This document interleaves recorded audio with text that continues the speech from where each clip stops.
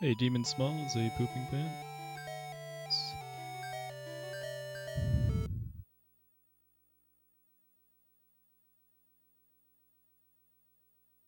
But yeah, I do have some very fond memories of playing Final Fantasy Legend 3 on family road trips to visit my grandparents. About a 8-ish hour drive from where I grew up.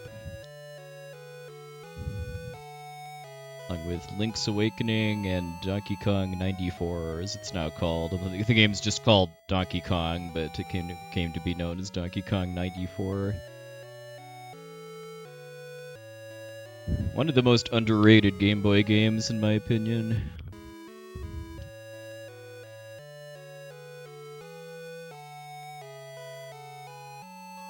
Hey, Mr. Cab, good morning. Hope you're doing alright.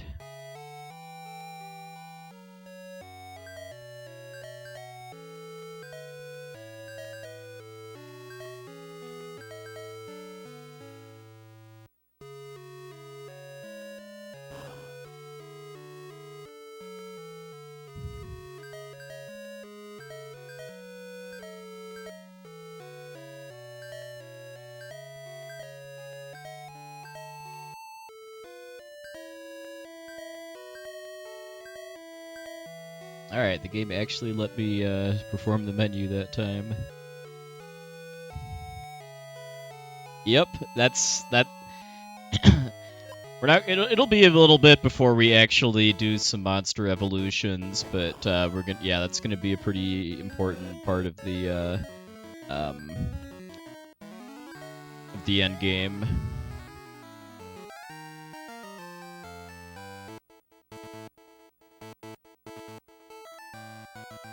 Just at the very start here, because I have a fifth party member, which because of how the game assigns phantom stats to empty party slots kind of means that I'm not guaranteed to run away. So if I only have single enemies or groups of enemies, I'm going to fight instead of run.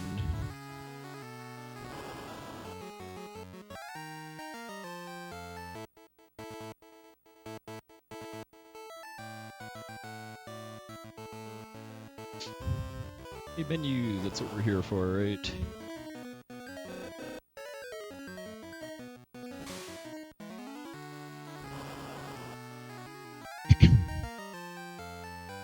Not hungry for jaguar meat yet, though.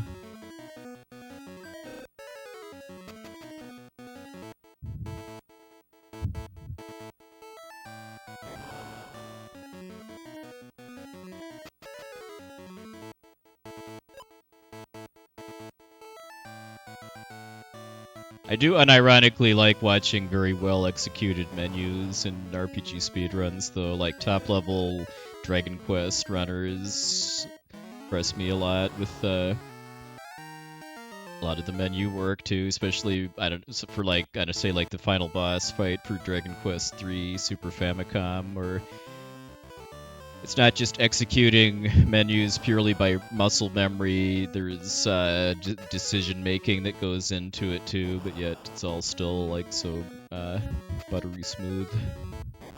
Hey, Brother Storm, evening's here.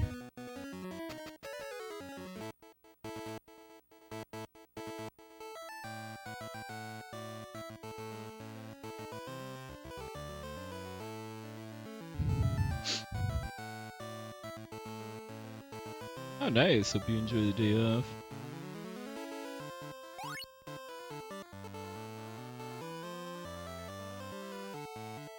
The only thing I don't really like about weekends is that they're never long enough.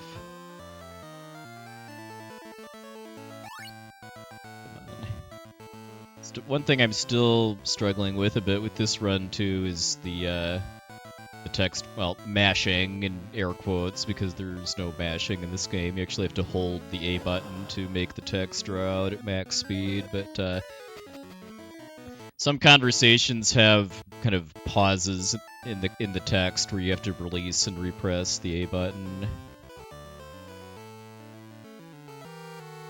I still don't have where all of those are memorized.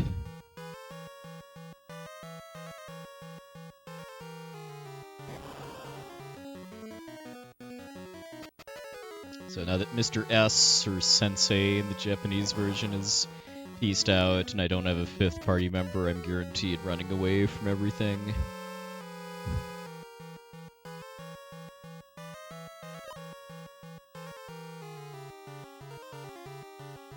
Also picking up random stuff that boosts my agility stat. That's all going on the robot, both to improve my odds of running away when I need it, and also to boost damage output for weapons that are based on agility instead of strength.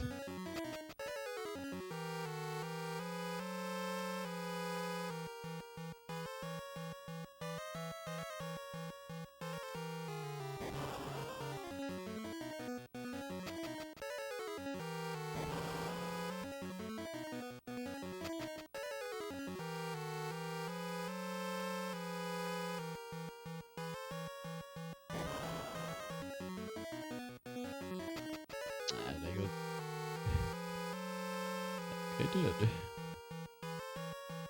We're not able to drop down pits like in Legend 3.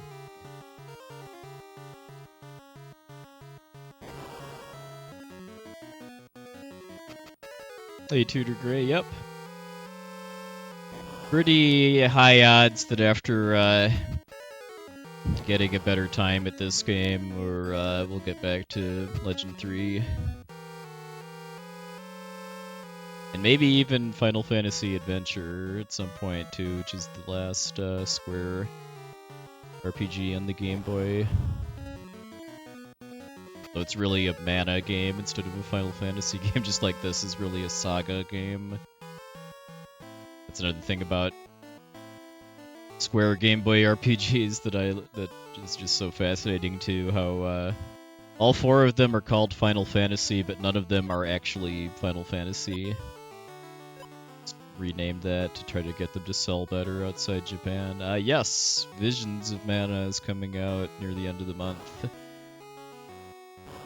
I'm very much looking forward to that. I think the last flat-out new Mana game I played that wasn't like a port or a remake or something was, I think, Legend of Mana on the PS1. Done this every single run, too. I always keep forgetting that I'm exiting that dungeon to the south instead of on top of it.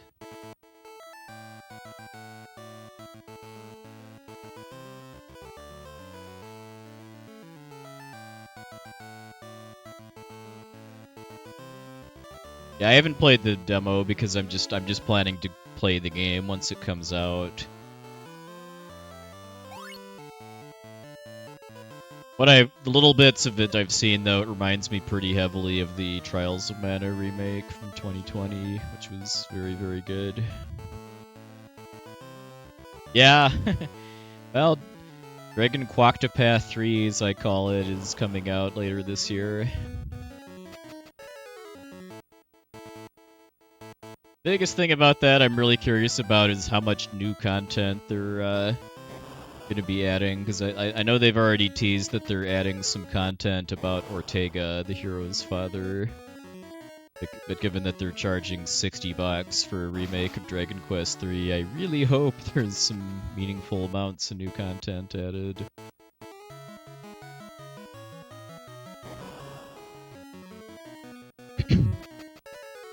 Yeah, I've actually played the Trials of Mana remake 5 times because I played the 3 storylines when the game first came out, and then I did the expert and no future difficulties once those got patched in later.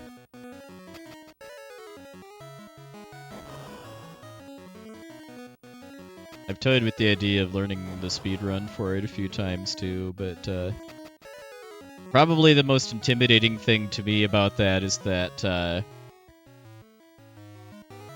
all of the top-level runners and all of the good resources for speed tech and stuff are in Japanese. I mean, Google Translate is a thing, and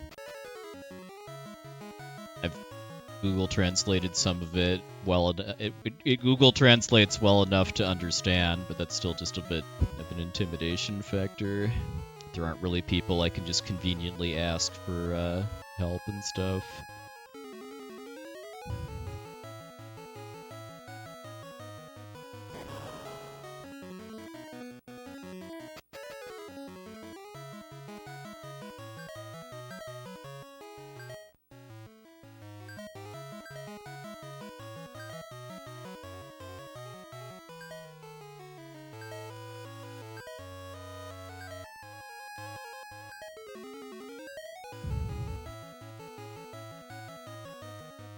Really get in the habit of doing that after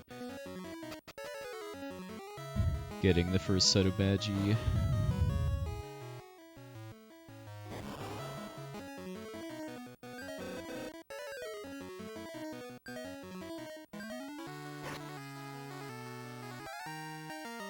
Okay, somehow that saved 10 seconds despite going the wrong way in one of the dungeons and other slop.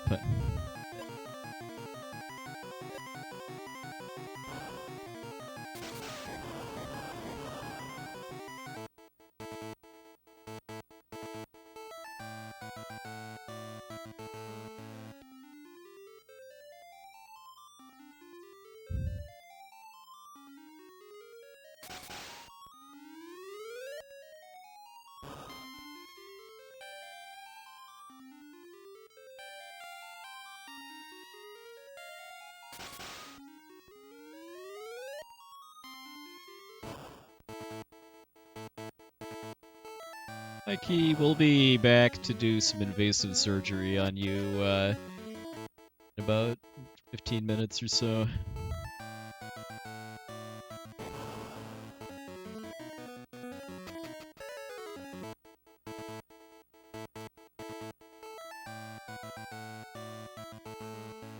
Hey, Nacho. Thank you, thank you.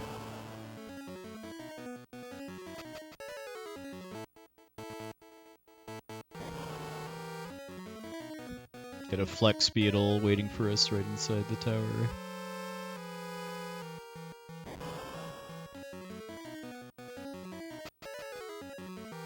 Spinning slime is almost hypnotic, too.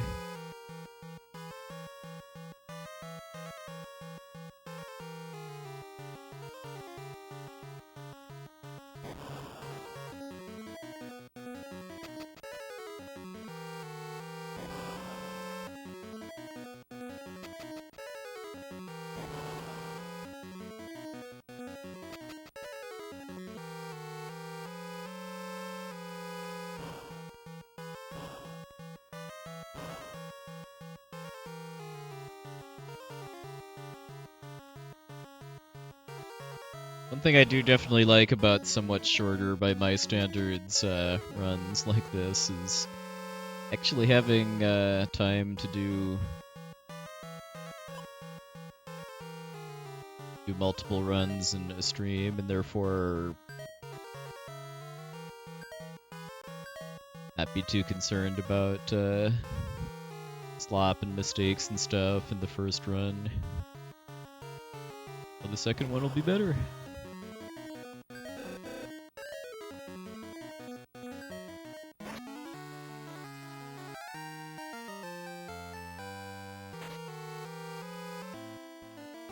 Call me Mask, and somebody stop me!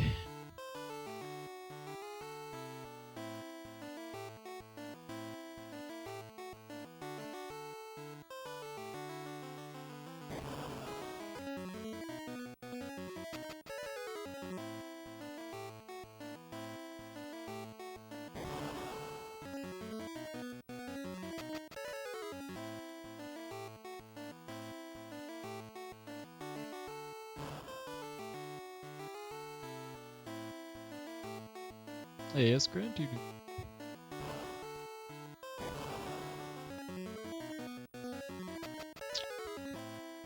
Evil eye from that slime and a very confused looking chocobo. Angie looking flower.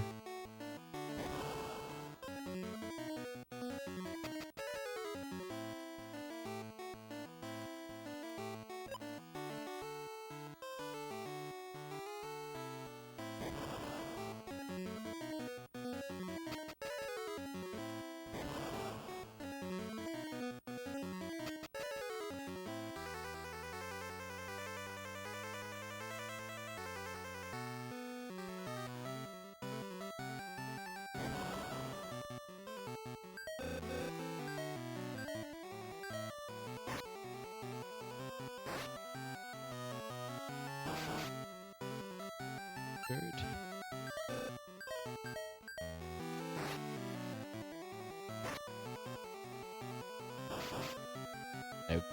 I win.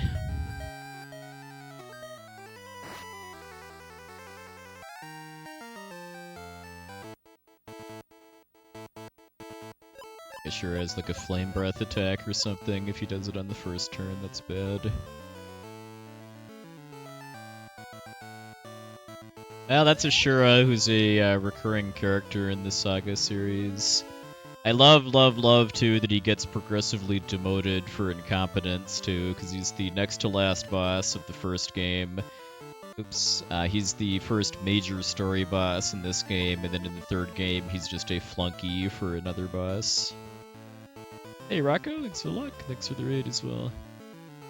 Your stream was a good one this fine Sunday evening.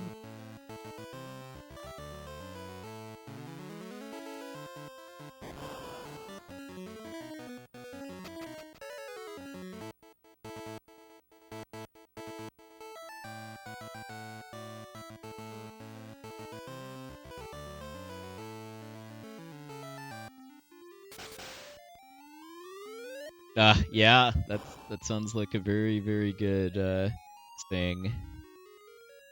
Video games are fun. Should be treated as such.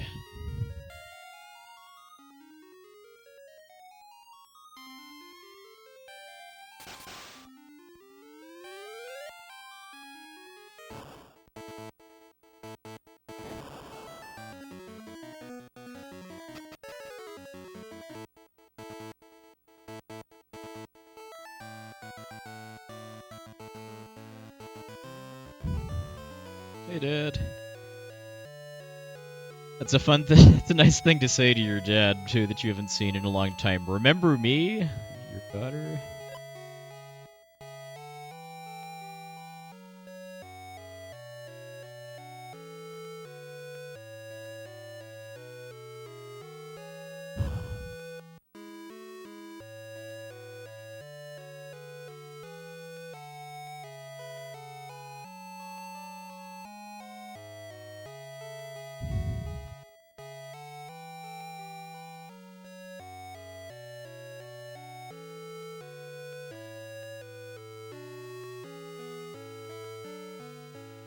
The fact that he's usually called Dad instead of Father felt a little out of place in a setting like this to me at first before somebody tipped me off, like last stream or so, that it's likely because of English character limits more than actual intent by the translator.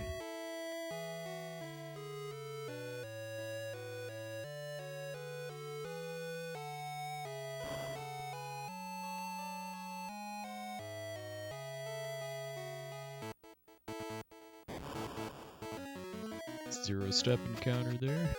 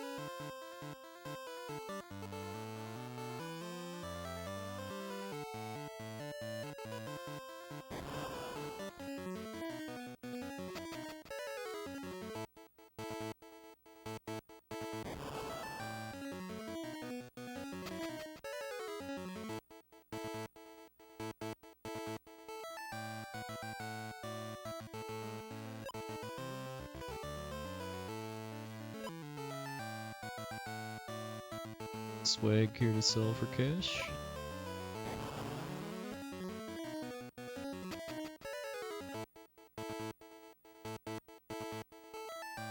Hey Dan, if I were, welcome in.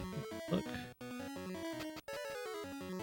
Barring any interruptions from my work, which the remote but non-zero possibility for about the next 2 hours or so, be doing 2 runs tonight. The first one.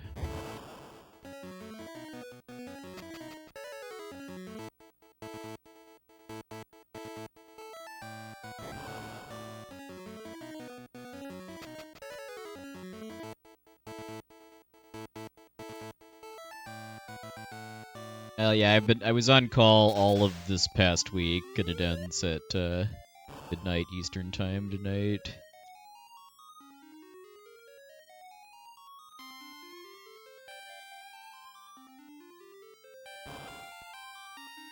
I have yet to actually get called at the tail end of a shift, and hopefully this will not be the first time.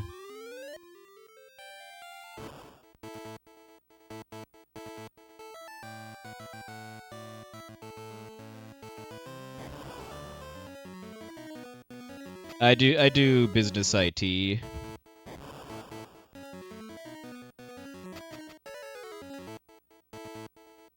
And part of that is just having to be on call for high-profile support issues about every 2 months or so.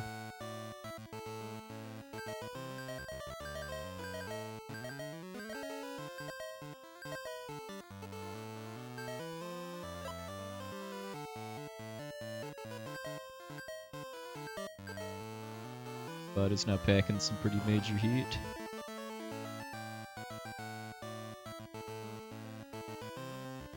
I mean, I do get paid an extra stipend for it, but yeah, the fact that I can't really do anything that I couldn't walk away from if I had to is not great.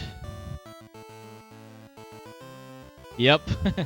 I've certainly noticed that from meeting a lot of other streamers and speedrunners that I've kind of felt like the three most common professions that I've heard are some kind of techie type thing, like IT, programming, developing, being in school, or being a career streamer.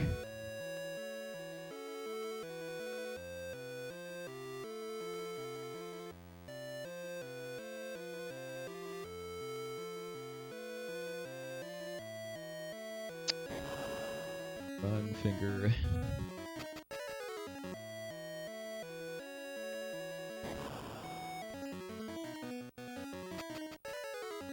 Orky having a case of intravenous terrorists.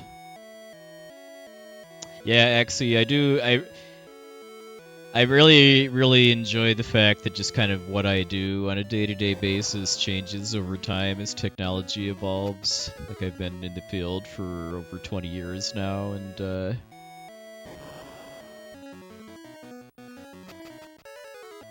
I feel like about every, 5, 6, 7 years or so, just kind of the fundamental nature of what I do changes pretty heavily. Hey, Zardia, thanks a look.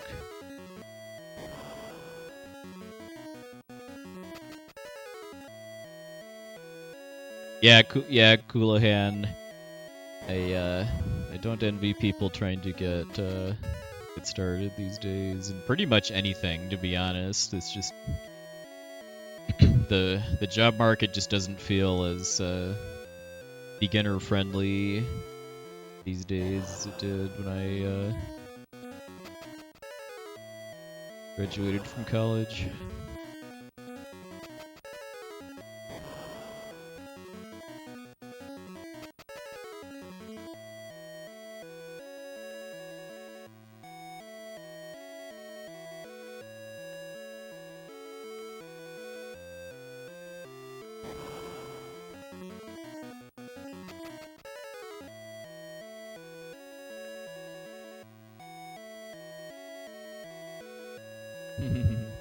The heat is on.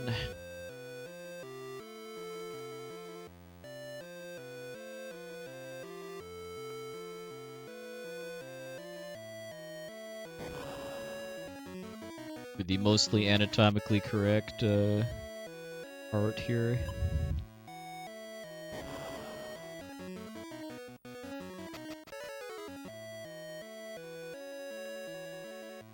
The vibe I've been getting is that hybrid is more common than full remote these days. I mean, yeah, since at the start of COVID, full remote was pretty common, and well, I cashed in pretty hard on that as far as starting a new job in early 2020 that was full remote and a decent step up from what I was doing before. Yeah, I love being fully remote so much.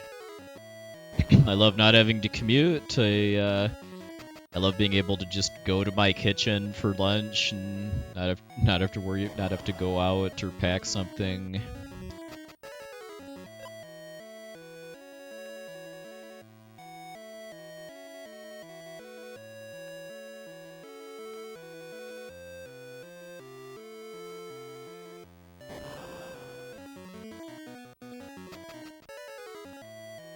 Yeah.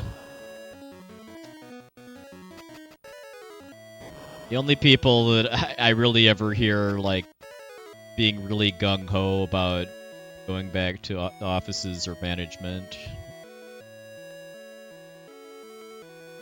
Individual contributors, not so much.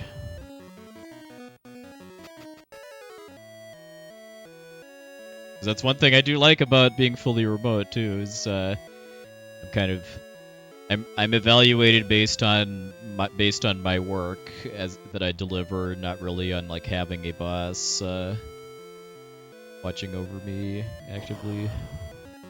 Yeah, and I do also 100% agree that fully remote work isn't for everybody. Like some people do need an office for a change of scenery to be productive, and need like local coworkers and supervisors to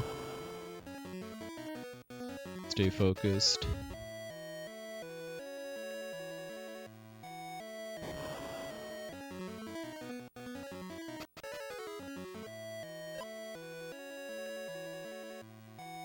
That is true, but I mean, video calls are a thing now too, which I think is gotten pretty darn close to being face to face.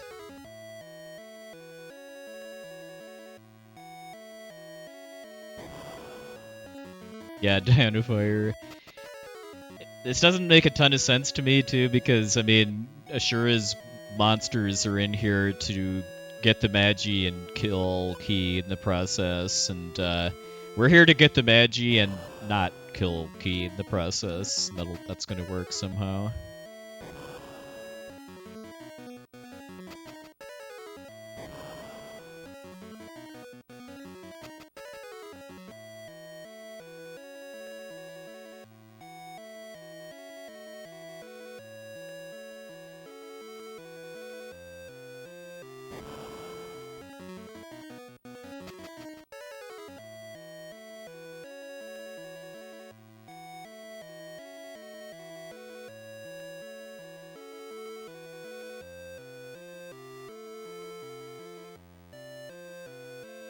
I'm gonna put a little bit of time here, but not too much.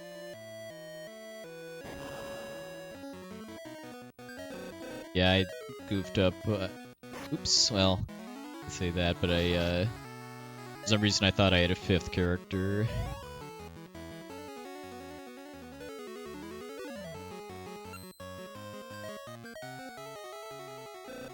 The right weapon on the bus, please. There we go.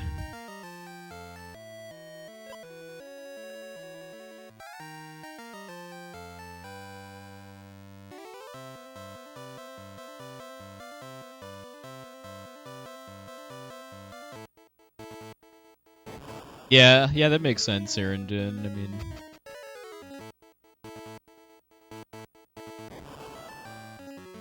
when I have to like ask for hands-on support for various types of equipment, I try to be as non-demanding as possible of the people with physical access to said equipment.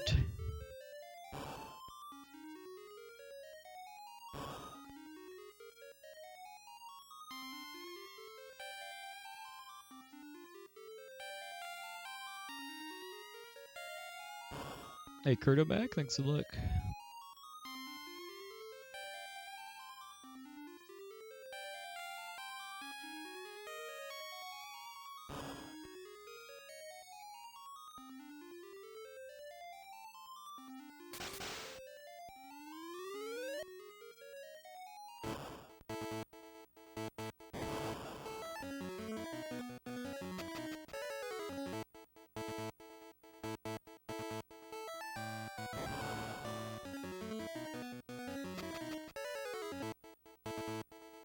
Yeah, yeah, oh yeah, 100% agree there. I mean,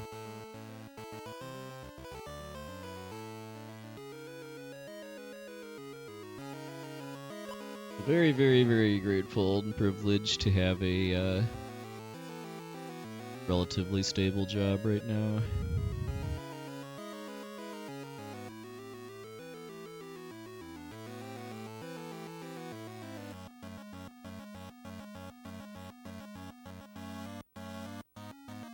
Yeah, yeah. Training is definitely something I can definitely see. Like I would say is kind of better done in person if that's possible. I cannot even begin to imagine how trying to do teaching worked during the first few years of COVID. I have a ton of sympathy for teachers.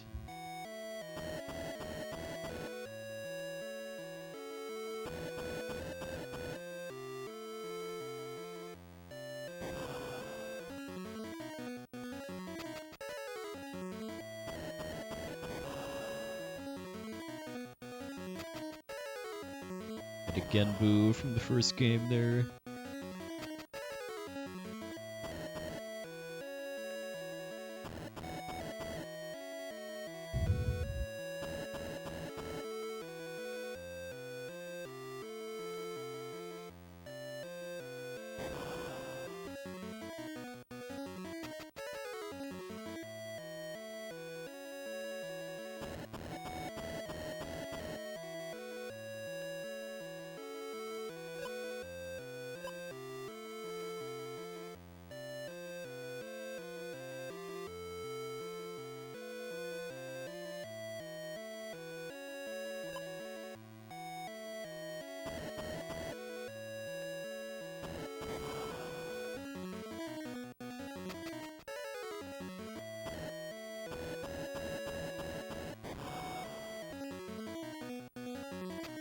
Get the googly-eyed lizard, and then the animated sword that looks like it has a really bad joke it wants to tell me.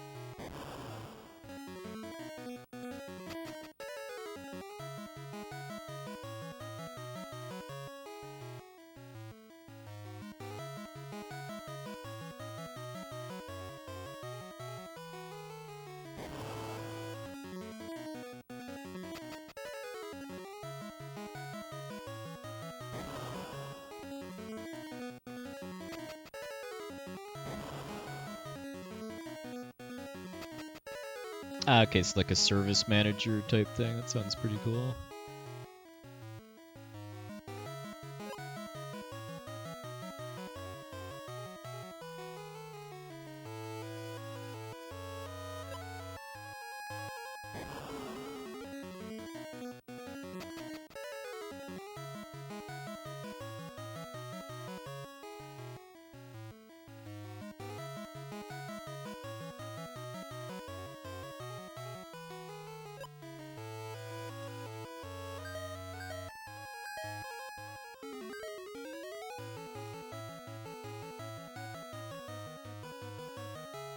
Yeah.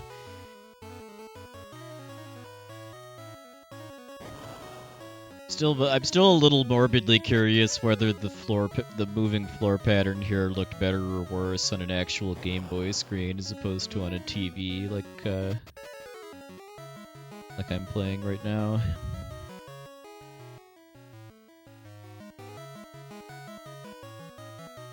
'Cause, like I've heard the kind of flashing wall effects for inside Key's body.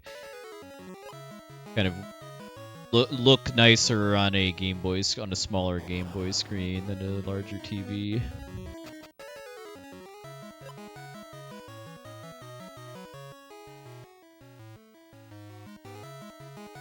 We're almost done with this place, though. This is the last screen.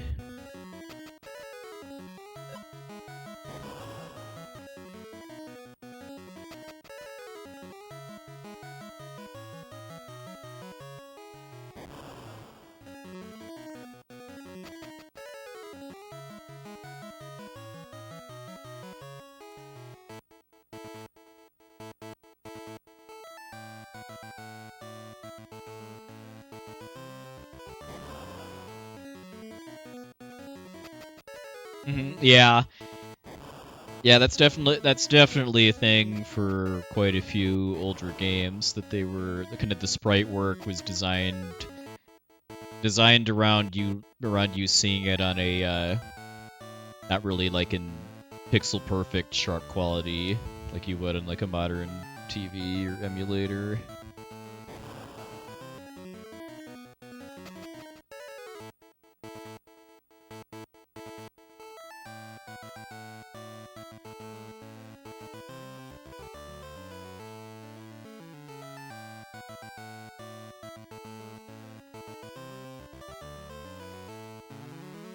I think I had 7 phagocytes. I'm gonna skip the rocket this time. I think I only need that if I got less than 6. That's how much money I got.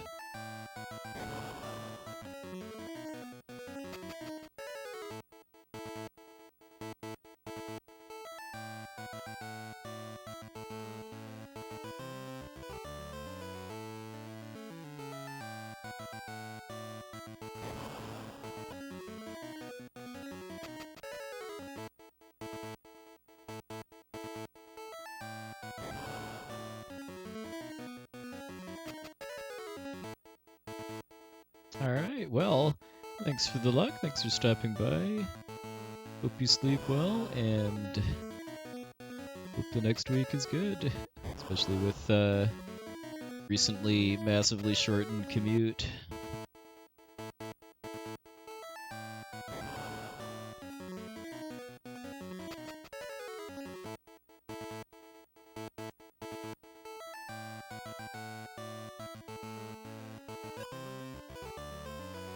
Starting to wonder if the sprite work for Lynn here got reused for Lara in Legend 3.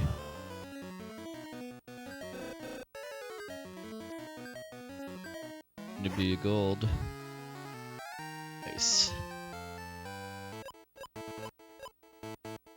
Yeah, I mean, I didn't get ambushed at all, which is something that can start happening in this world. Maybe that's why that was a gold.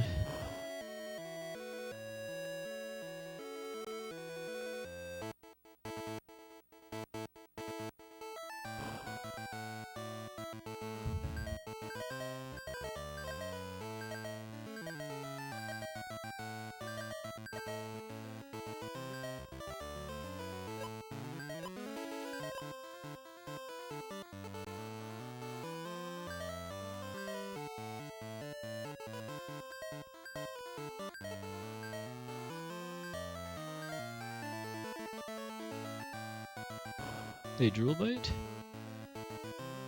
Successfully learned how to headbutt 3 times. We're getting our Cerberus on, I guess, with our robot.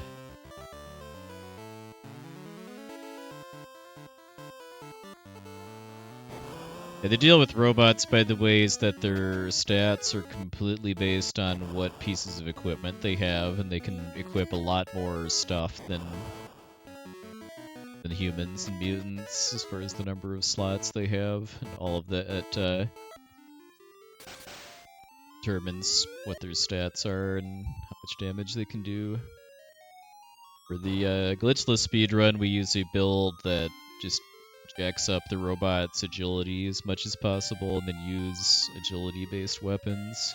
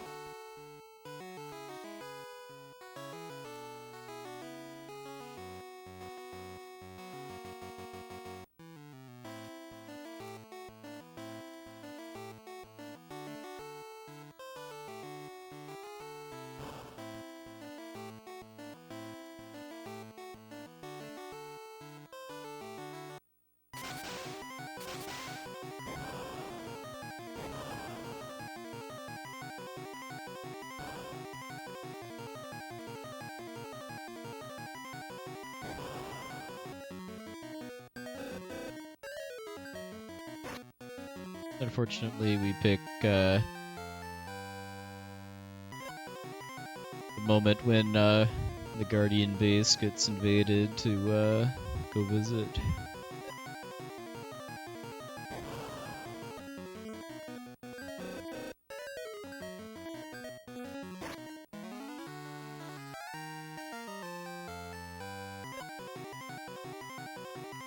The invaders brought Magi with them.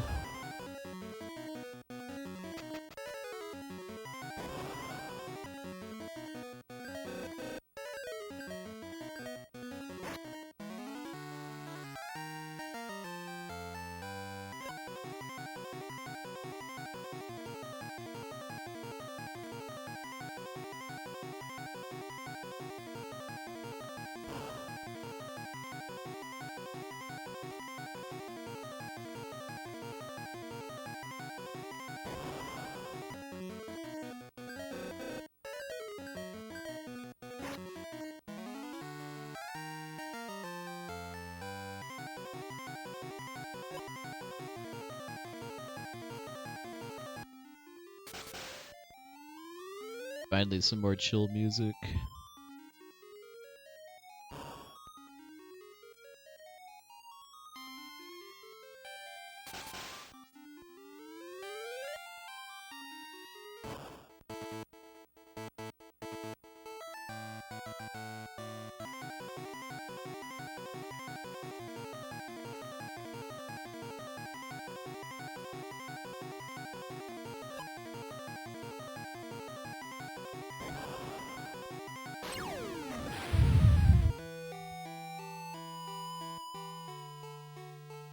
Cameo by Nobuo Uematsu. I think it's reused from the first game.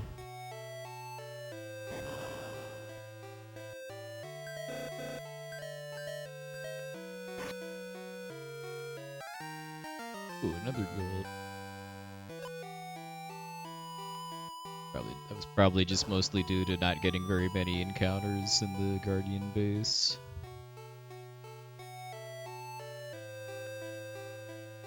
Yeah, he disappears or seemingly dies numerous times over the course of the game.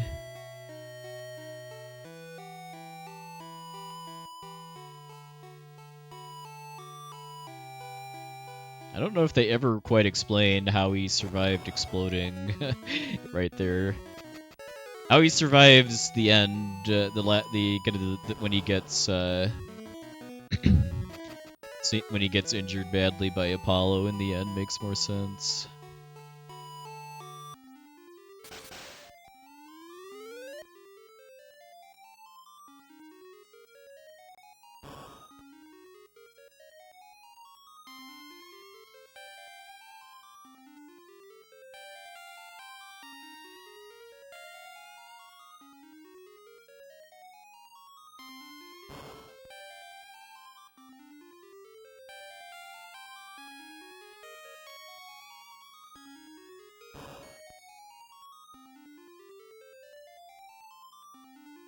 Yeah.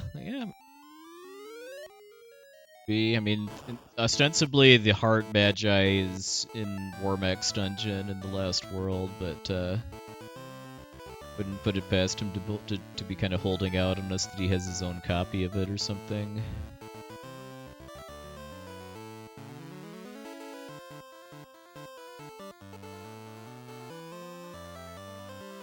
Probably faster to just... Well, maybe it's not faster to actually... maybe it would be faster to just go outside and go back in the center. But...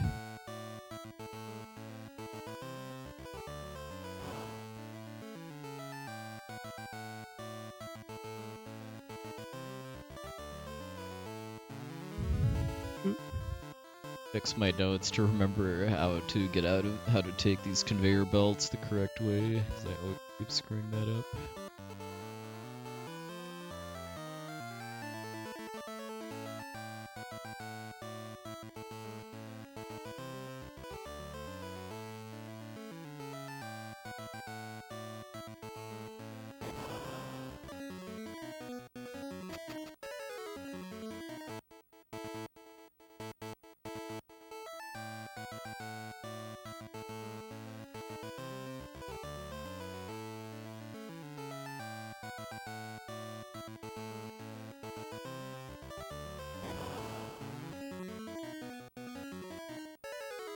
First ambush of the run.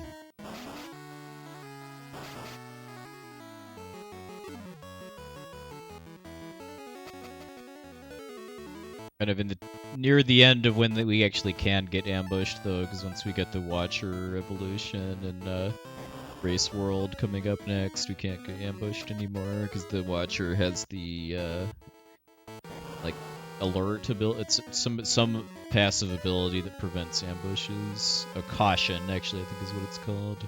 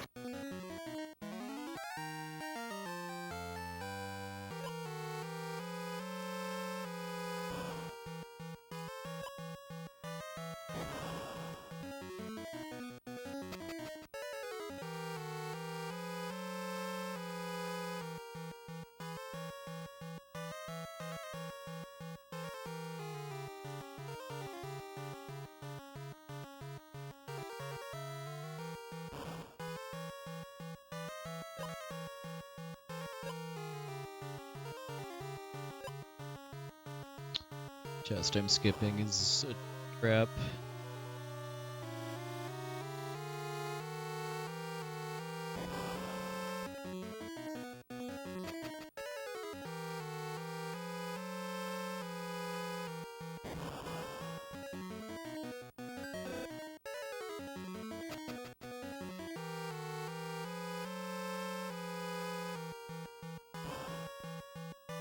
Go for this room.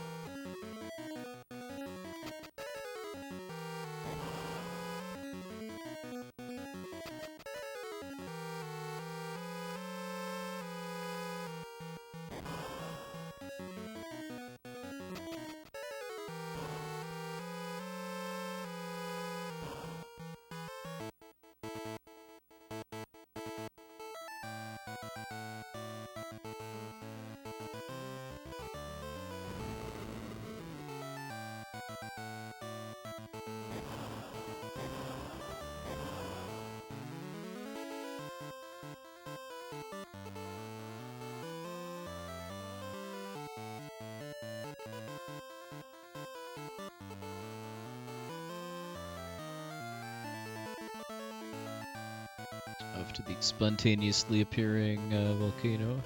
Hey, TP Silver Tile, come in. Had a nice weekend.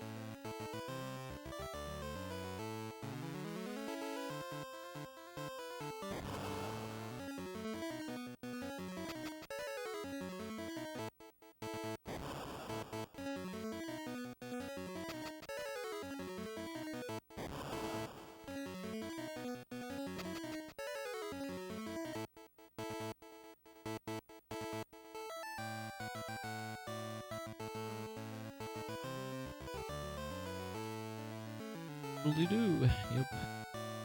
Said it better myself. Hey, Kara girl, come in.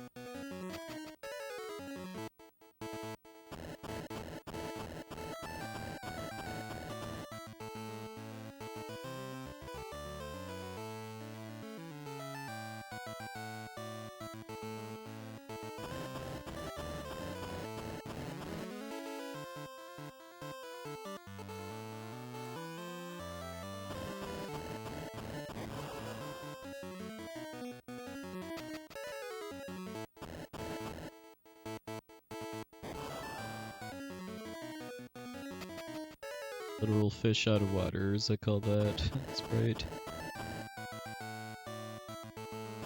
Yes, yeah, for sure, Vage. Something just so charming about chiptune music. Hey, old drunk guy. Oh, thanks. Glad to hear you enjoyed it.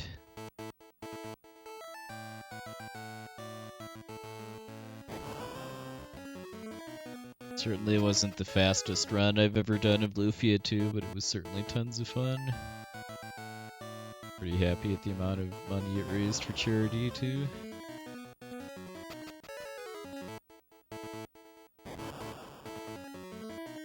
Yeah. Yeah, I was a lot happier with how the Ace run went at SGDQ than when I did it for RPG Limit Break last year. I think for Limit Break, I think the rest of the run was a bit better for particular for luck, but I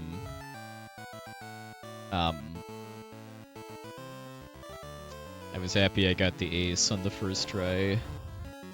Bit of a struggle at Limit Break.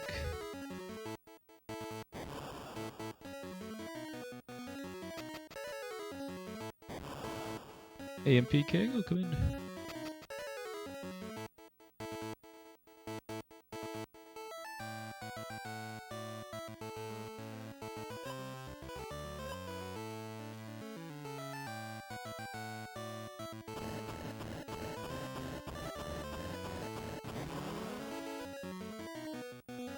Oh, yeah. That's funny. Yeah, IP is something that's talked about a lot in Lufia 2, whether it's the main story or the ancient cave. Yeah, I mean, I don't generally get too upset or whatever about bad luck in marathon runs. I mean, it happens. Just the one thing that I really wish hadn't happened, though, was Dakar getting sniped by Gades, because that prevented me from doing Fatal Blow on Hydra, which in addition to costing like 2 minutes or something like that, it also meant I wasn't able to show off a really swag strat.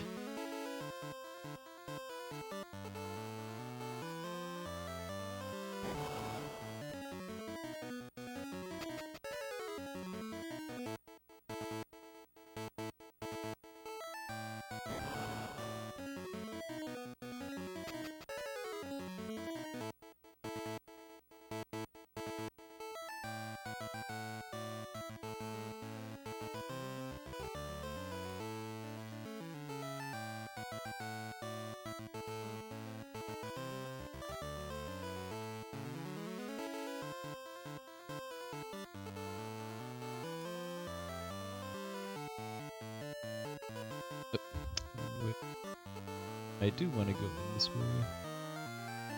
Or actually go in the east.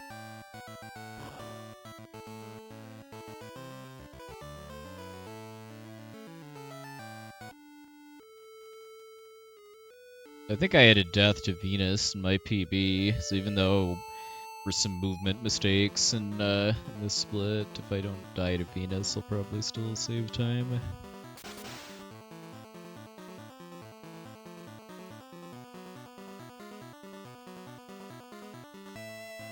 Best wedding music ever. Hey, the lurk, old drunk guy. Stopping by.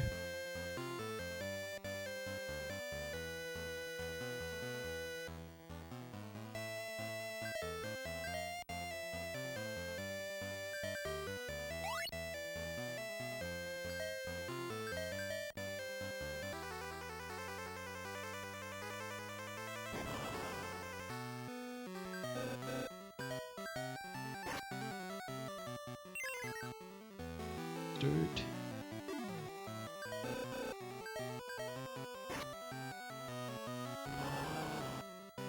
Sketchy now. Yeah, okay, I think I got her. Yep, nice. Nice. Basically had to get some kind of attempt at a status condition that last turn for the robot to live.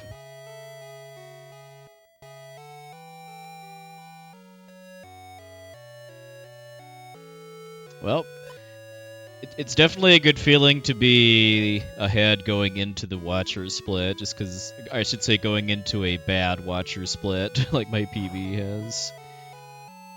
Yeah, well, I wouldn't really say it was trolled really hard, but I did have a death to Venus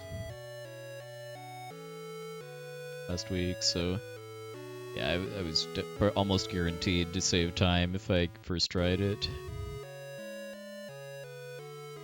I've got a fair bit of time I can save here if the Watcher is more cooperative. Yeah, the Watcher is one of the worst bits of luck in the whole run. The Watcher and the final boss, I'd say, are the RNG hills.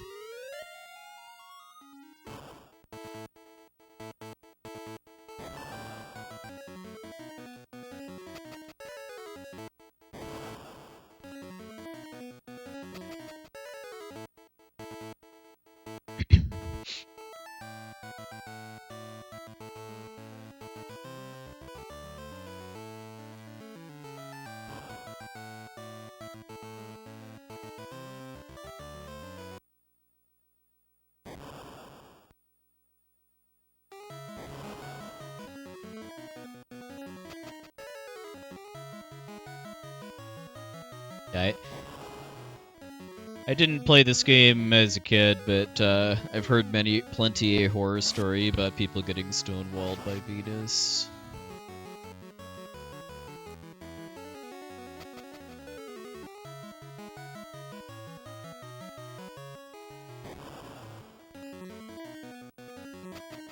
I cannot help but wonder if I might have had the same fate if I had actually played this as a kid, too.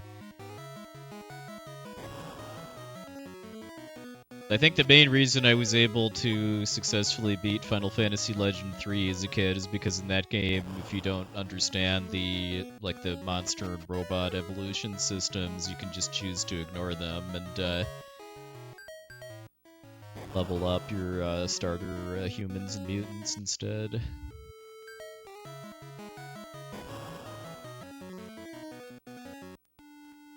Dealing with unexpected attacks when we took a seat. I guess other than fixing notes for the escalators in Venus's place, I need to get a better game plan for this screen here as far as where to expect the Lamia's fight.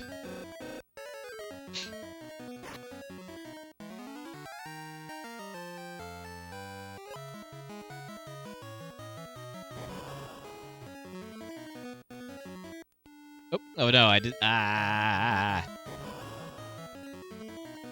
but oh well. At least I got one Lamia again. Certainly eating into some of my potential time savings. Better Watcher meat. Or another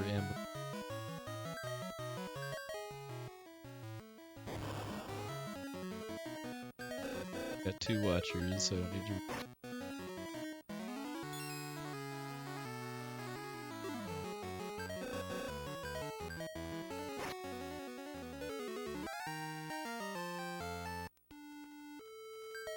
Alright, so now I need to basically just keep re-rolling this fight until one I get less than 3 Watchers, so either 1 or 2, and I drop.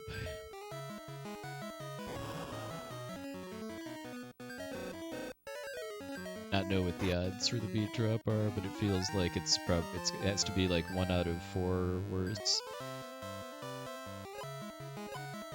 Alright, not bad. I feel like I'm getting kind of undeservedly good RNG in this run so far.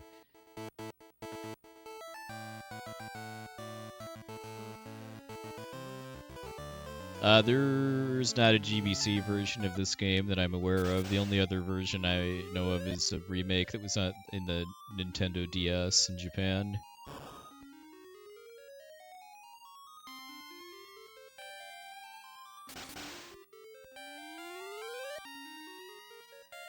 The 101.51 watcher is not too bad too, because I know sub-hour watchers like sub 140 pace potentially for the whole run.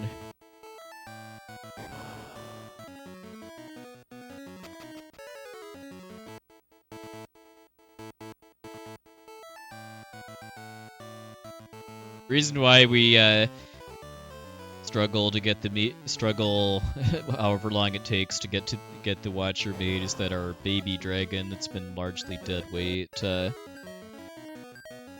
far now is now actually a force to be reckoned with.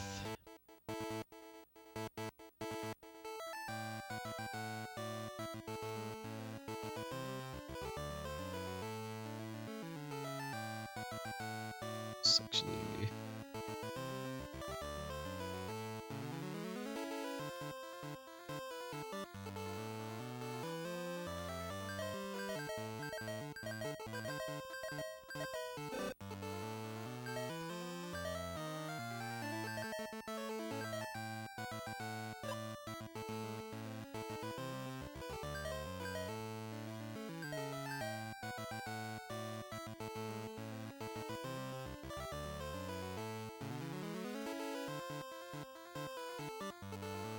acquired more or less the best weapon in the game that will be used.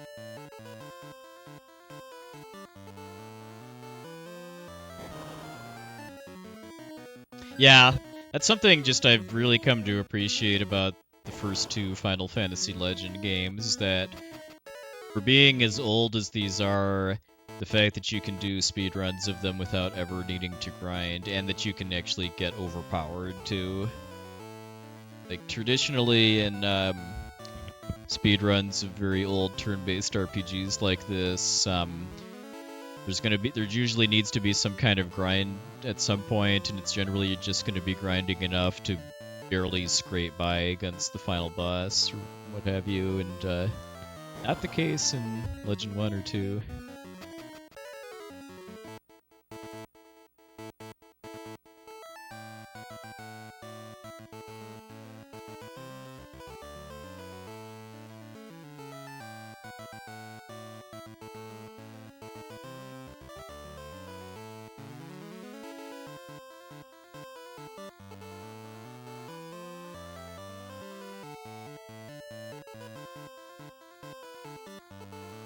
Yeah, really the closest thing, at least in this run, that you could call a grind is just getting the watcher mate. And that's just retrying a fight until you get a uncommon drop. Which is made very, very friendly by the fact that you can save the game right before it, too. If you could only save in towns, it would probably be a different story. Definitely a perk of this being a Game Boy game that was made to be played on the go. Hey, Glow Stick, welcome.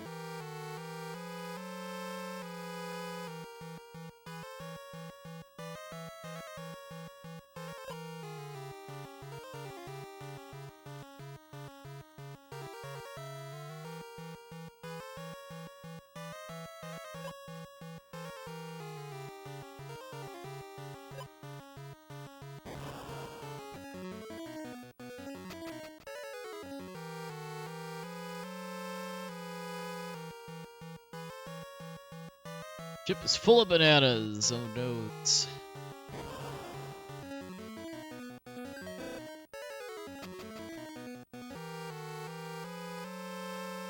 For anyone not aware, bananas are censored references to opium, basically.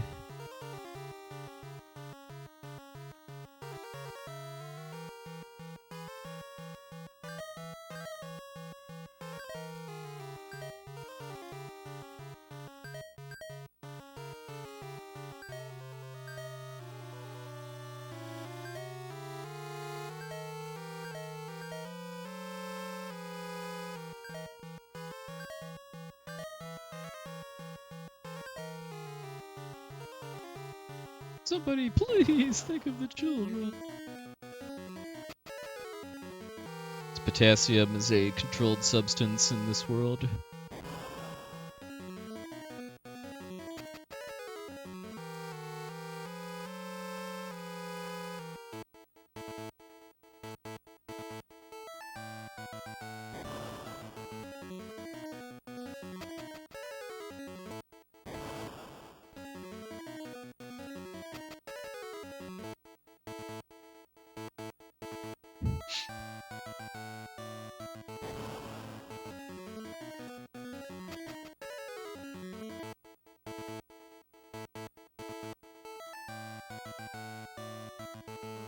Yep, I'm pretty sure candy cigarettes were still a thing in 19... It was either 90 or 91 when this game came out. Along with Big League Chew, which was gum that was kind of fake chewing tobacco. Remember that pretty well.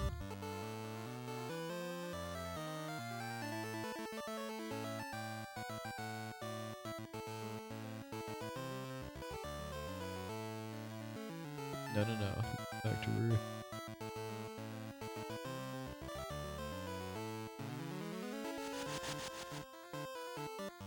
That would not surprise me.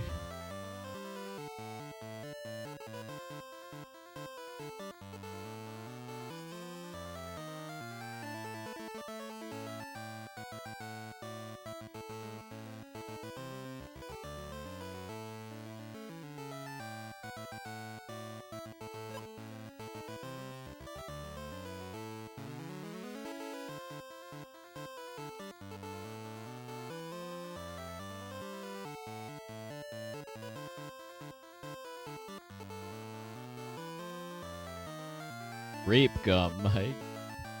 I don't honestly know if I've ever actually had grape flavored chewing gum. I'm not a big gum person, but the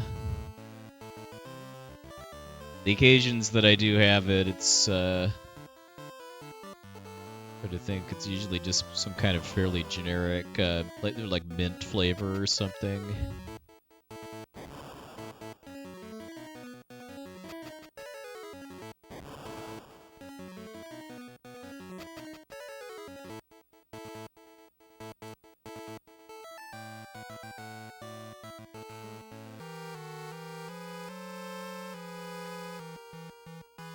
Bananas are nice and safe.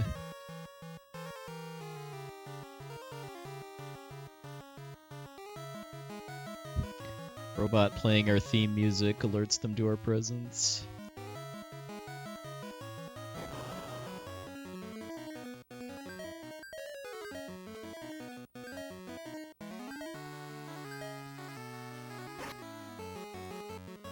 Hey, Biscuits.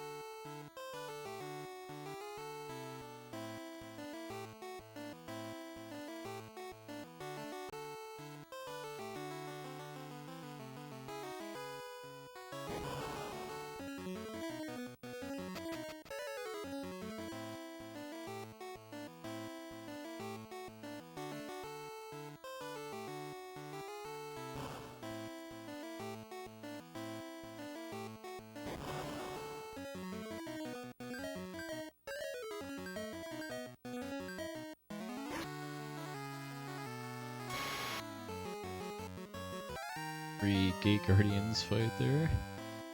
There's up to 3 different monster types there.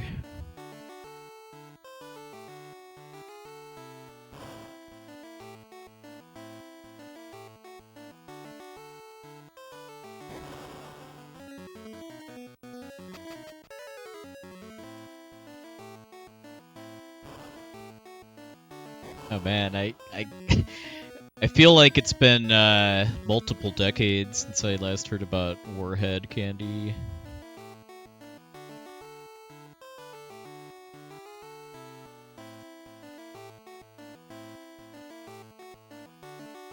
Yeah, I've definitely acquired a stronger taste for dark chocolate with age.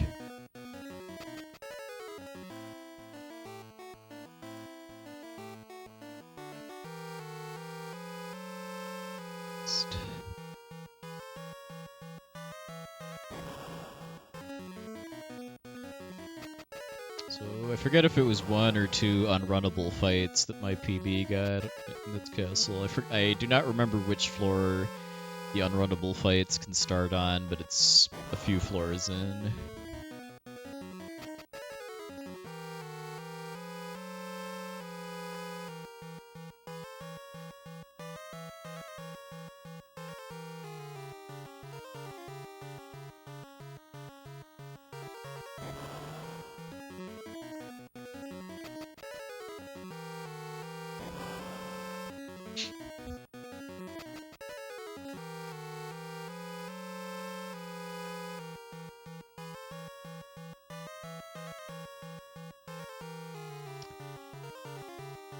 Yeah, I mean, you could do that in real time too. Like the rule set that I'm running under bans pretty much all forms of manipulation, but if you did use manipulation, you could theoretically step route and avoid getting unrunnable fights in here.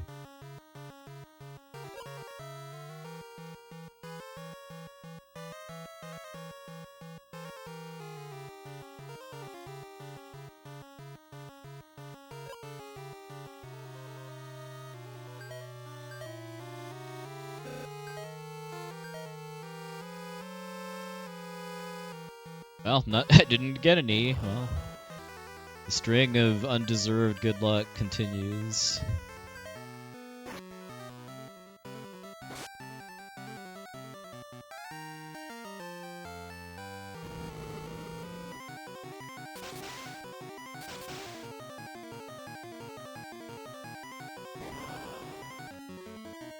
What to say? I don't know if it's possible to get the unrunnable fight on the roof, but it would not surprise me.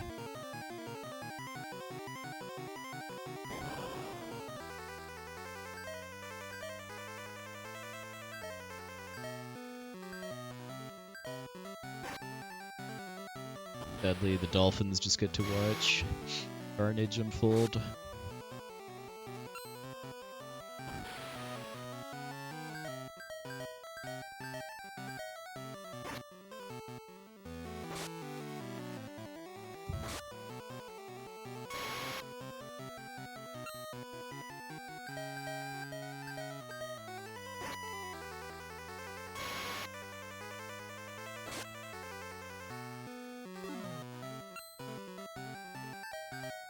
Be a first try magnate. Nice. Another gold, dang.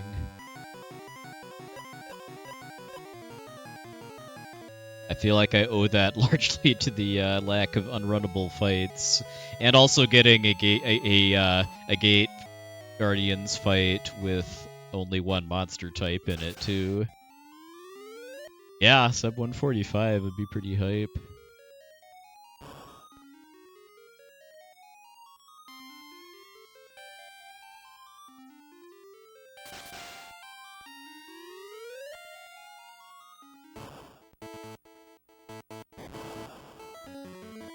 I don't like most of these remaining splits were pretty good in my PB, at least as far as I remember. But I know that I did screw up before fighting Apollo as far as forgetting to go shopping, so then I had to walk back.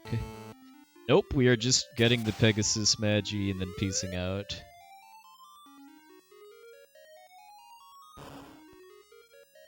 That is entirely optional.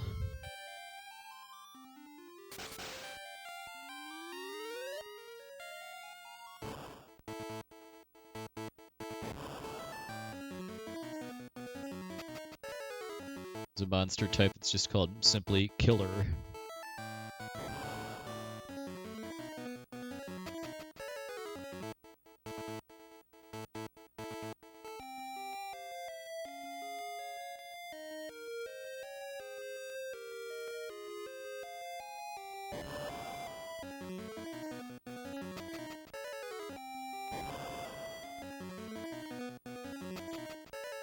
All hacks and that being a shark.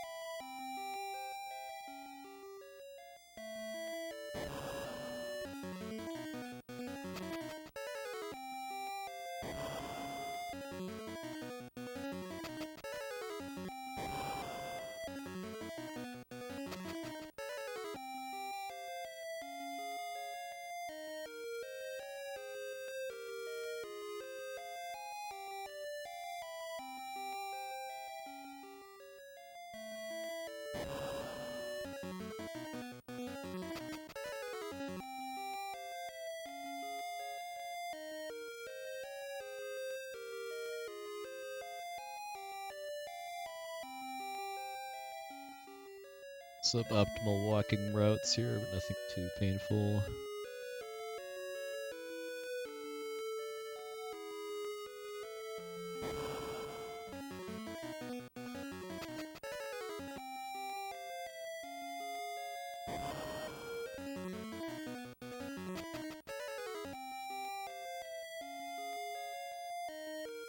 Hey, the limit break? Look.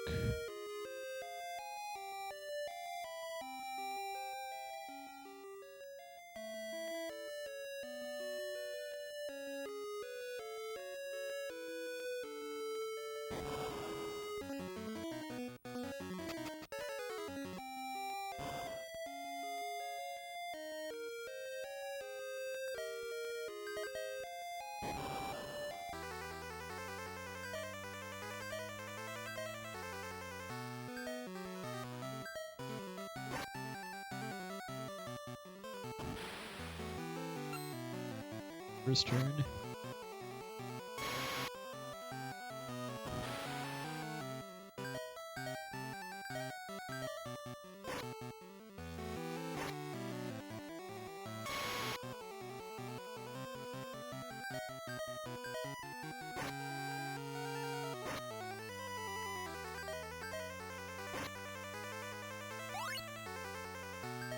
Do that? Okay. Today I learned.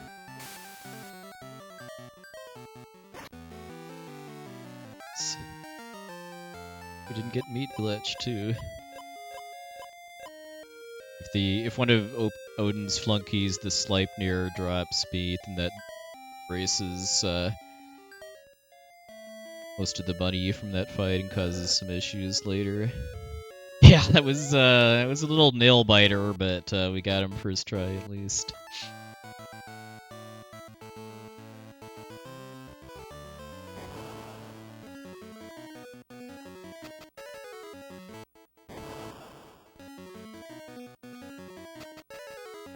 Apparently you get a full heal after bopping Odin too. I just noticed all of my characters are at max health.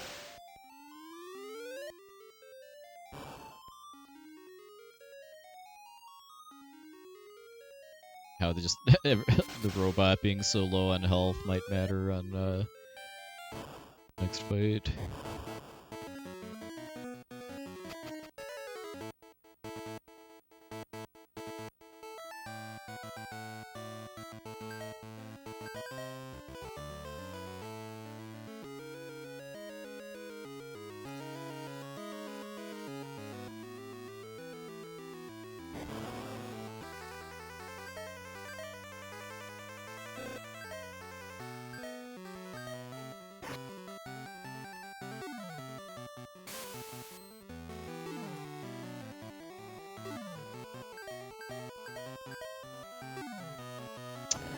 Alright, now we're definitely losing. Well, probably going to be losing a bit of time here because of not getting first try stone days. Third try, I think.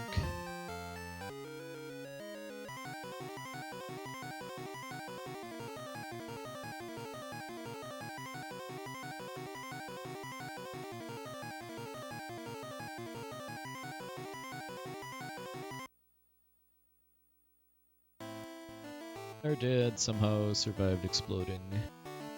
He took some lessons from Sid from Final Fantasy IV. Alright, let's not forget to, well, I guess it's after the dungeon, but yeah, let's not forget to go to the town and buy stuff.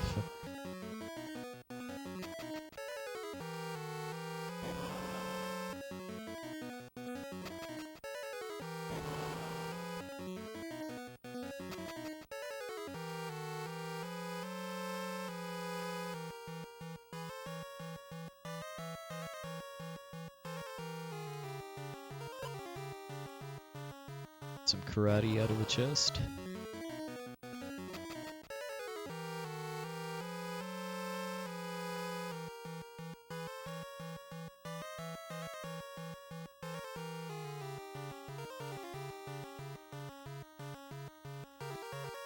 Yeah, and probably being a little disappointed that nothing is the result there. It is a shame. I mean, it's nice for the speedrun that you save a bunch of time on dialogue if you make it to Odin without ever having died before that, but for casual play, I think it'd be a lot nicer if there was different dialogue if that was your first time actually meeting Odin.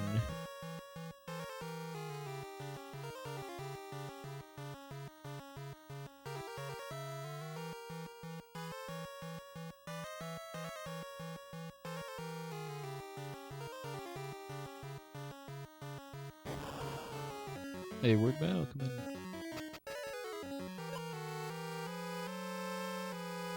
Yeah, pretty good pace. So I missed the Arthur armor, but we'll pick up something else instead.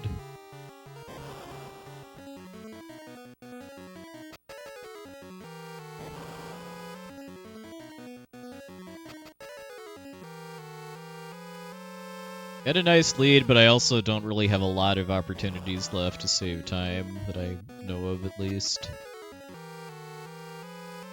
The main one that's left is in the Apollo segment, and it's just not getting to go shopping.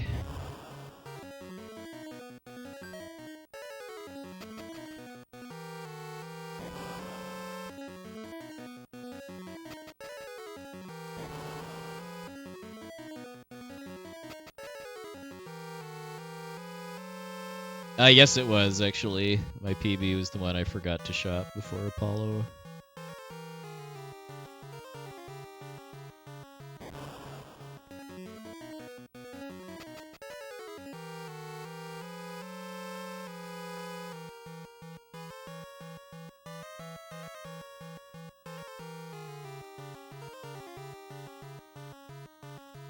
A little detour here to get a tent.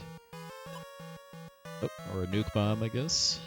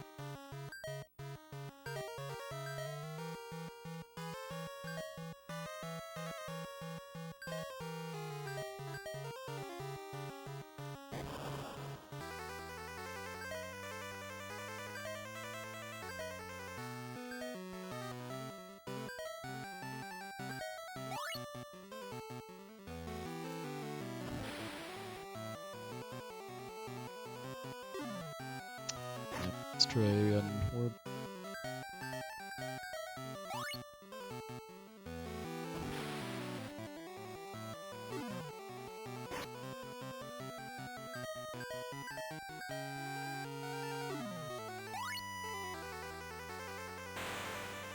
Third try on both of these. Alright, so yeah. Just about a minute to all that nonsense.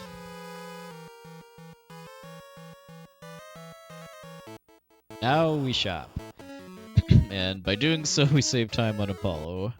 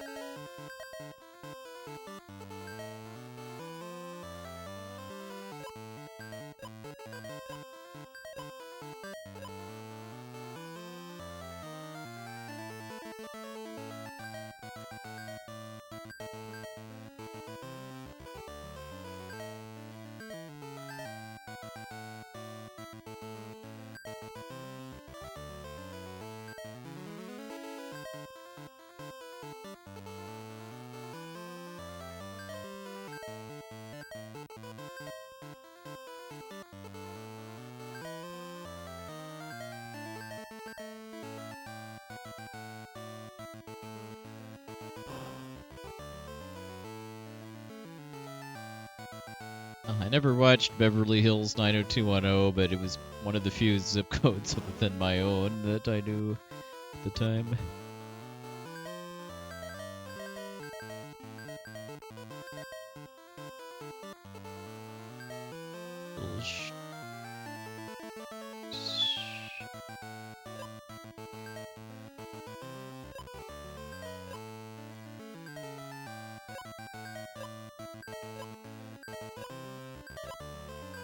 It's 2 elixirs less than I'd usually get, but that should still be plenty to finish the run.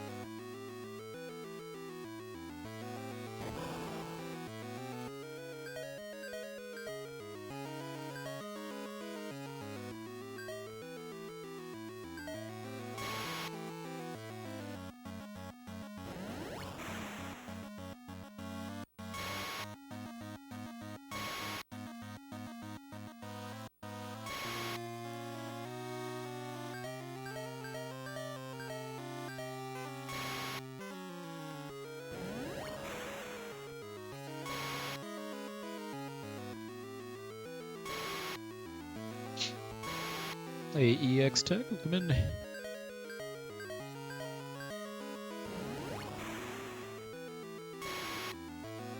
kind of effectively skipping most of this fight by using very specific weapons that can actually damage him before he transforms.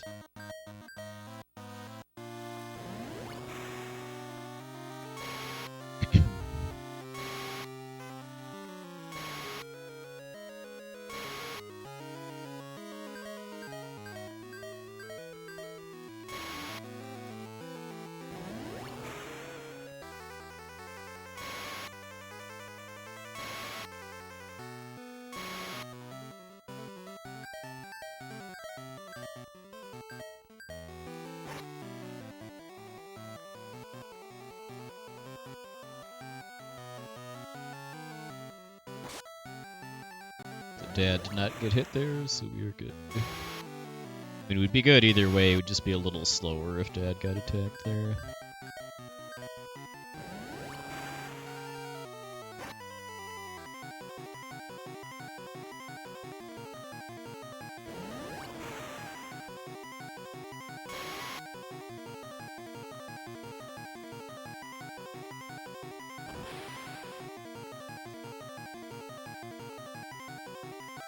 Nice. Well, could potentially get a sub 145 if I first try the final boss. And don't have any major issues in the final descent.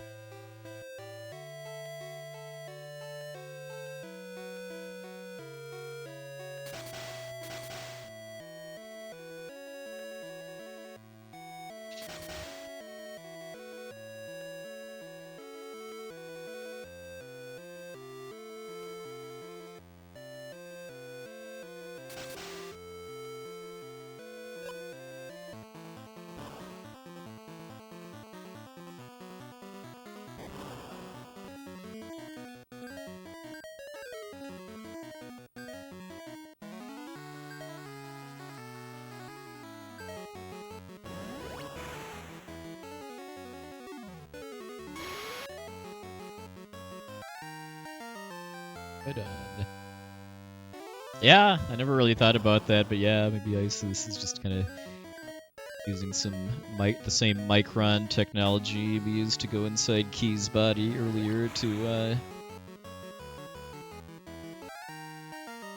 shrink down to Join a party, joinable size.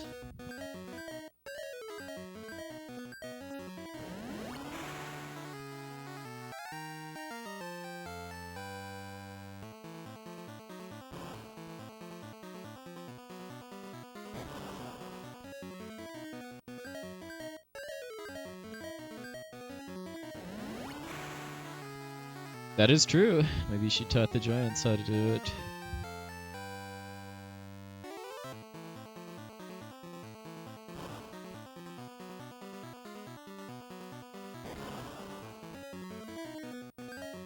Demo load. I love this.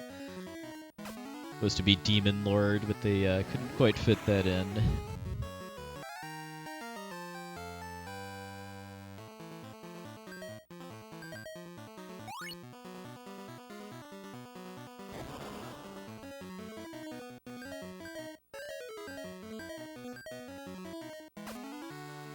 Yep. The fact that they do, I mean, the fact that it's load instead of lord is pretty silly.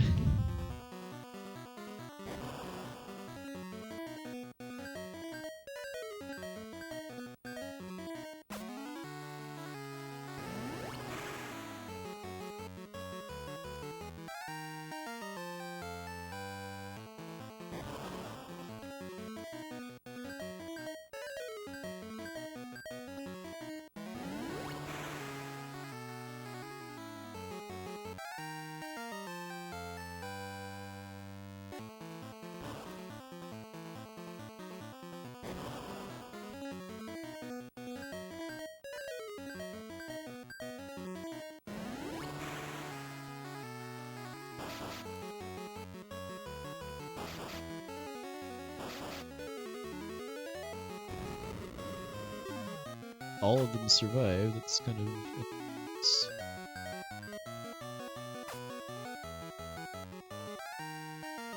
Hey, Rebel ATL, come in.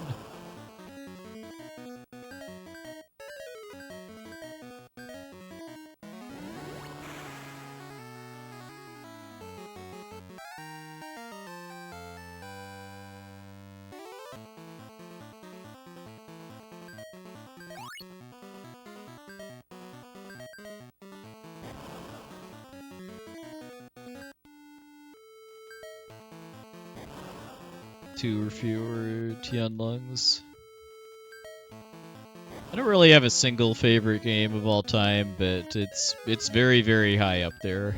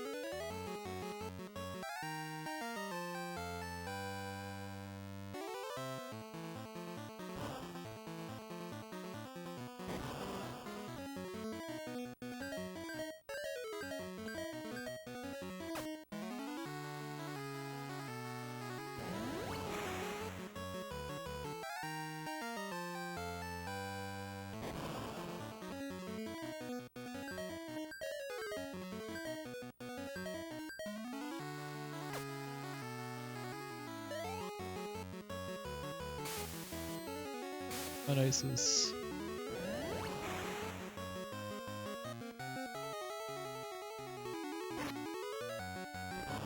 Hey, why do they have lightsabers?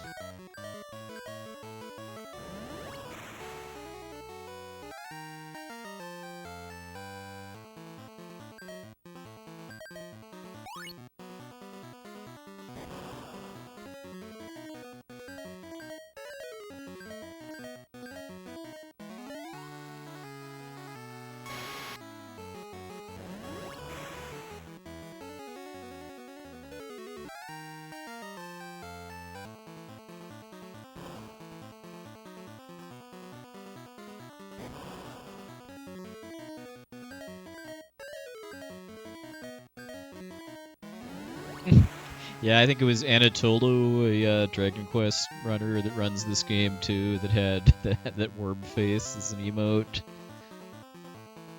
Very uncomfortable and or like confused looking worm.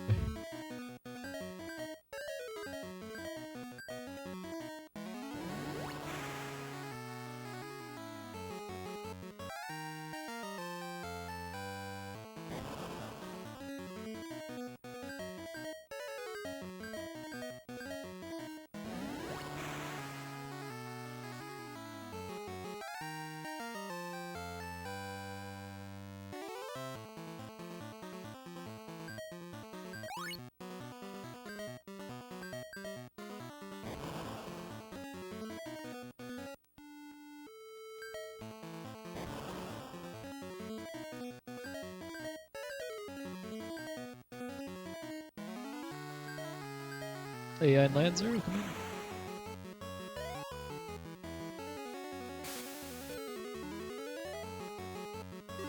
Oh, yeah. Might as well strike while the iron's hot, even if I get a nice PB here.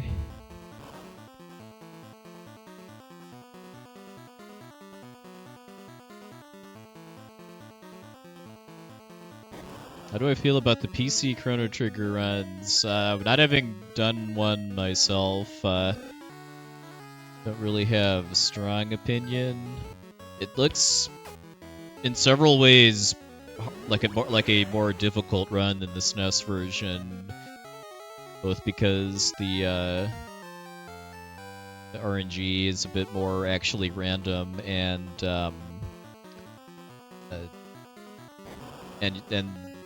actually kind of making use of the auto battle features to speed up animations and save time.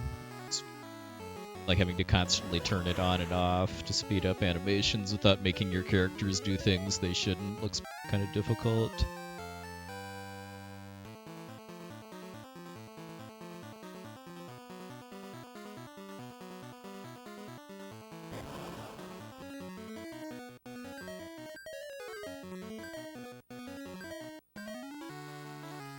I'll be watching the FF Relay, that's for sure. I didn't submit anything to be in it.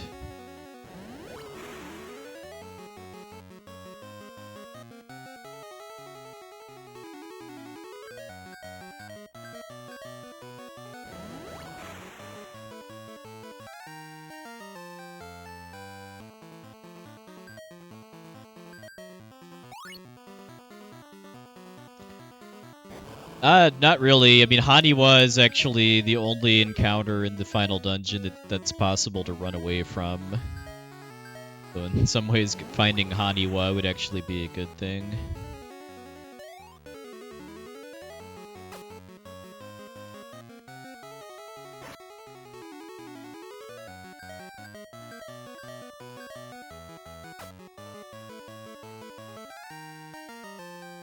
Hey, I got an elixir.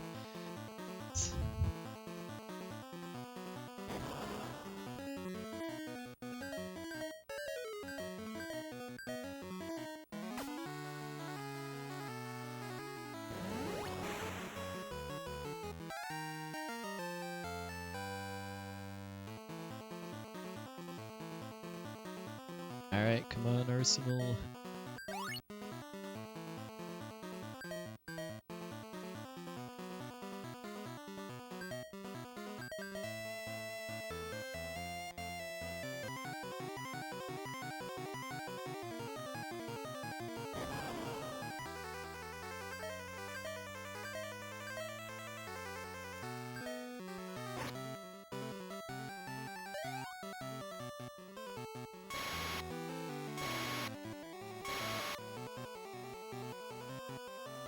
Oh, yeah, having the 7 sword would be pretty swag, but unfortunately it wouldn't really make this fight that much easier. The last phase is still just very, very silly as far as how random it is.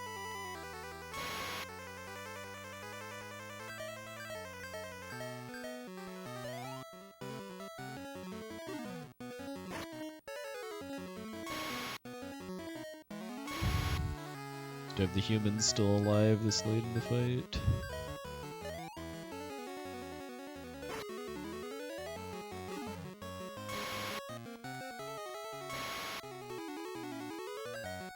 But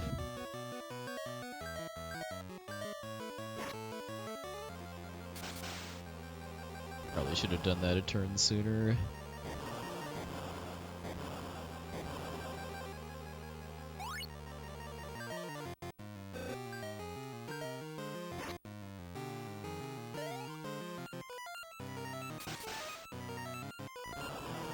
It's kind of just hold A and pray at this point. Looking pretty good though, the robot has a lot of health.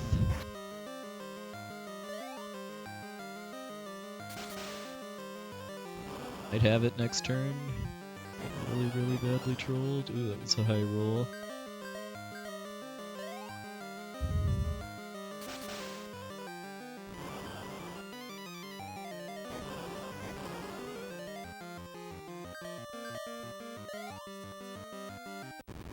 Hey! You're looking a little scary at the end, but GG. Nice run. More importantly, right on.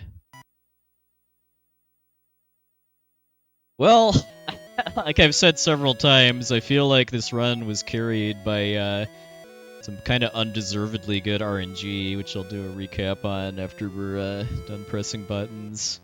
But yeah, that's a nice improvement.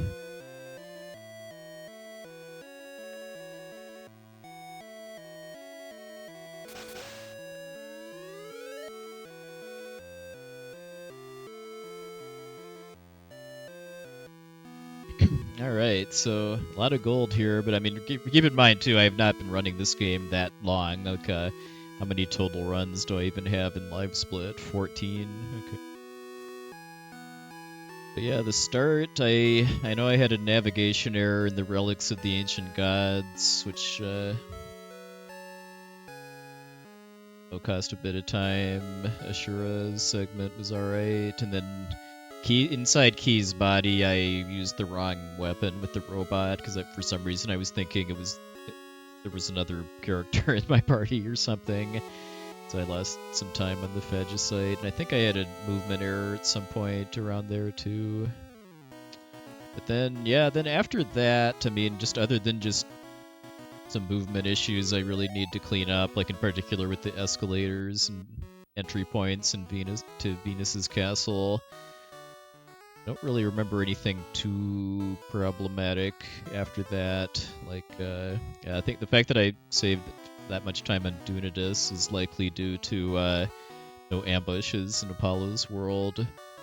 And God, yeah, I beat Venus first try, which I did not in my previous PB. I made a stupid mistake in the Watcher segment as far as resetting after the Lamia's fight and having to refight that, but I don't think I got punished too hard for that mistake, and then I didn't get first try Watcher meat, but it was faster than my PB by a fair bit. Like, it was like, maybe second or third try as opposed to like sixth. And I had a very, very nice Magnate segment. As I recall, I only had one monster type in the Gate Guardians fight outside the Shogun's castle, and then I did not have any unrunnable fights inside the castle. Then, yeah, the Odin fight was a little scary, but I first tried it. And yeah, the WarMECH split is probably the worst split in this run. I mean, there's like Phagocyte definitely has time savings along with just the whole early game in general, but for the mid to late game, yeah, the WarMECH split was not good. I mean, most of that was luck, because I got third try Stone Gaze on both Minion and WarMECH, but then I also wasn't really sure where I was going a few times in WarMECH's dungeon. I was trying to go for the Arthur armor and then the tent in order to recover money, but I missed both. And then really have too much to say about the end game. I mean, I saved a lot of time on Apollo because I did not forget to buy stuff before Apollo, which was a major problem in my previous PB. And then the Arsenal segment. I haven't been doing enough runs to really have like a really good handle on how good or bad my fights in the final dungeon are. Like, I know a big factor is just like how many fights you get where you have to do something else besides just cast Flare with Isis, and I know I had a couple of those here. Only one of them took like more than 2 turns though, I think. And then I got to first try Arsenal, even though the ending was a little scary. Like I probably could have still died at the last turn if Arsenal had gone first on the last turn.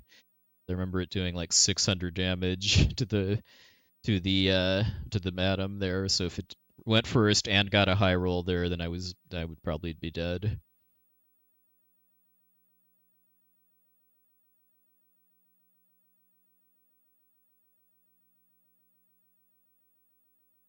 But yeah, that achieves my first goal for this of sub 145.